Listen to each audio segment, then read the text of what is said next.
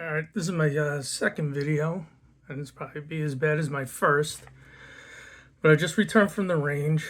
So, like I said in the previous video, ton of failures to fire through this firearm.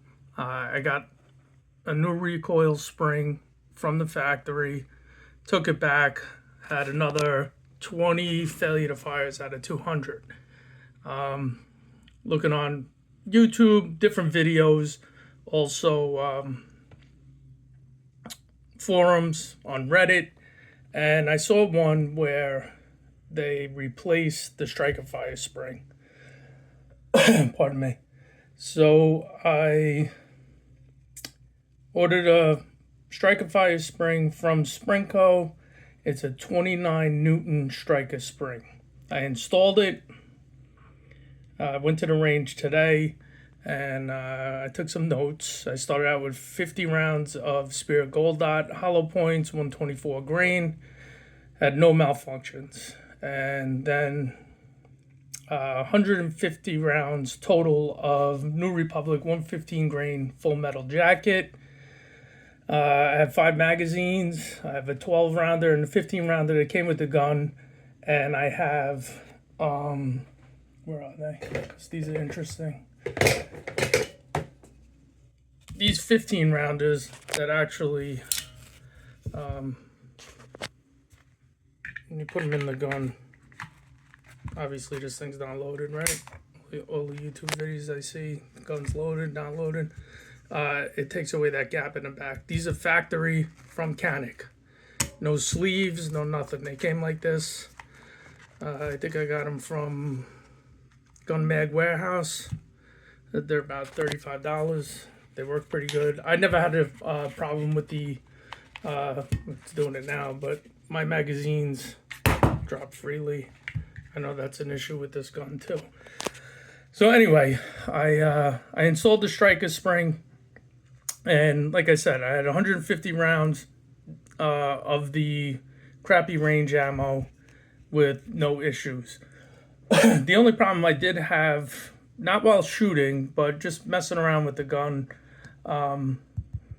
it seems to get hung up. But I've seen other videos where people say, well, you're inducing that malfunction. But if you pull the slide back slightly and let it go, it doesn't seem to go back into battery. I didn't have that issue while shooting. I'll be honest. I'm not trying to, listen, I want this gun to work. I bought this gun for a reason. Like I said, I have a lot of other guns. It's not a cost matter. I didn't cheap out when I bought this gun. Honestly, we all know these are, not the most expensive guns. My intention was to buy a Shield Plus. And I saw this, and it just had some things on it that I liked. I liked that it had a rail. I liked that it was optics ready. I like that it held a couple more rounds in the Shield Plus. You get 12 in the flush fit, you get 15 in the extended mags, and it's not a big footprint. It's a decent sized gun. It does shoot nice. Granted, I shoot to the left a little bit with it. I shoot to the left with a lot of guns. I'm not an expert marksman. I'm decent. But like I said, there was reasons why I picked this gun, and I took a chance on Canik. I've heard great things about them. What I do like about it is I have a Walther PPQ and a Walther PDP, and the controls on this reminded me of those two guns, and I shoot those guns really well. I like the controls on the gun and the trigger. This has a good trigger.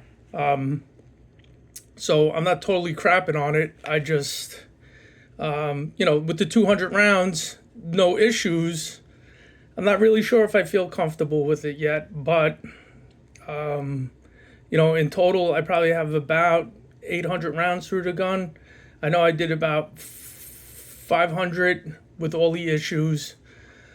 I did another 250. I forgot what I said in the last video. Anyway, 250 to 300 with just the new recoil spring, and I had a ton of issues. It was probably almost getting worse.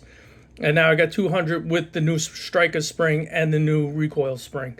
So, like I said, no issues, but do I feel good about 200 rounds? I know a lot of the keyboard warriors are going to say, oh, that's not enough. You got to do 9,000 rounds.